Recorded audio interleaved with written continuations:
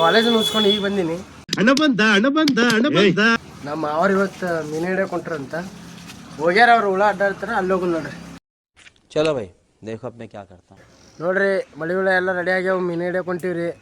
ಇಲ್ಲ ಐತೆ ನೋಡ್ರಿ ನಮ್ಮ ಬ್ಲ್ಯಾಕ್ ರಾಡ್. ಪಾಪ ಇದನ್ನ ಭಾಳ ಸಹಾಯ ಮಾಡೈತ್ರಿ. ಇನ್ನು ಒಳ್ಳೆ ಕಡೆ ಸಿಗ್ತೀನಿ ರೀ. ಬರೋಣ್ರಿ, ಸೇರನ್ರಿ.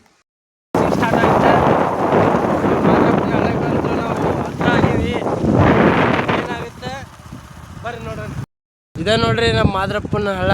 ಇನ್ನೇನು ನಮ್ಮ ಮಾವರ ರೆಡಿ ಮಾಡತ್ತಾರೆ. ಎಲ್ಲ ಮಳಿ ಹುಳ ಗಿಳಿ ಹುಳ ಎಲ್ಲ ರೆಡಿ ಆಗೈತಿ. ಇನ್ನೇನು ಚಾಲು ಫಿಶಿಂಗ್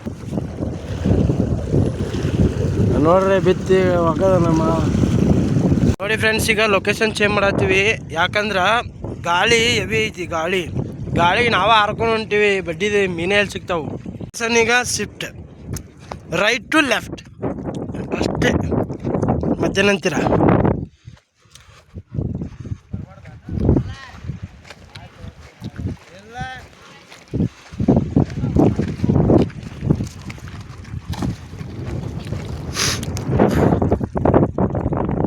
ಯಪ್ಪ ದೊಡ್ಡದ ಬಿದ್ದೈತಿ ಮೀನ. ನಮ್ಮ ಮಾವನು ಇದ ಹೇಳತ್ತನ.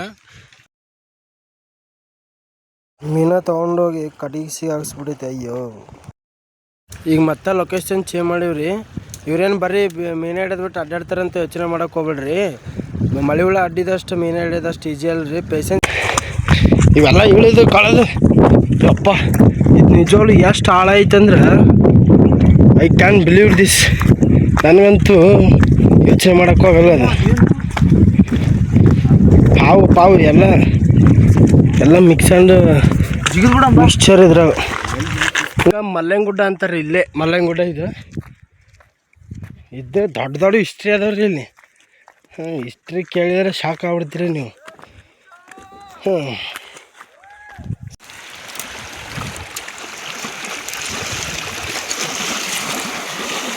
ಐದು ನೋಡ್ರಿ ಮೀನ. ವಾವ್, ಇದು ಯಾವ ಥರ ಮೀನು ಅಂತ ನಂಗಂತೂ ಗೊತ್ತಿಲ್ಲ. ನಿಮ್ಗೇನಾದರೂ ಗೊತ್ತಿದ್ರೆ ಕಮೆಂಟ್ ಮಾಡಿರಿ.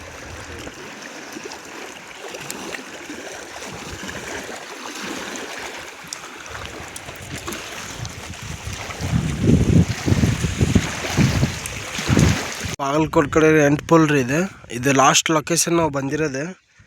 ಇಲ್ಲಿ ಮೀನ ಮಾತ್ರ ಮಸ್ತ್ ಬಿದ್ದಾವ್ರಿ. ಅದನ್ನು ನೆಕ್ಸ್ಟ್ ವಿಡಿಯೋದಾಗ ಹಾಕ್ತೀನಿ ನಿಮಗೆ. ಇದು ಎಂಟ್ಪುಲ್ ಅಂತ ನೀವು ನೋಡ್ಬೋದು. ಇಲ್ಲಿ ಮಸ್ತ್ ಬಿದ್ದಾವೆ ಮೀನ ಮಾತ್ರ. ನೆಕ್ಸ್ಟ್ ವಿಡಿಯೋದಾಗ ಹಾಕ್ತೀನಿ ರೀ ನಾನು.